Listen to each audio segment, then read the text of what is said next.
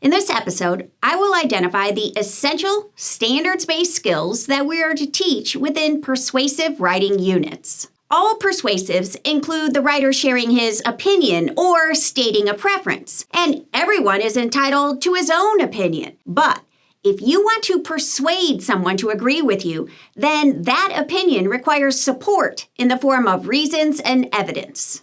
This combination of opinion plus support is evident within the different persuasive genres. For example, a proposal intends to persuade someone to approve an idea or fund a project. A suggestion is a brief and informal recommendation for how to improve something. A request is a more formal persuasive that includes asking for specific information, permission, or resources. A recommendation is a personal endorsement or testimonial of a product, service, or idea. It aims to convince others to do or not to do something based on the writer's experience.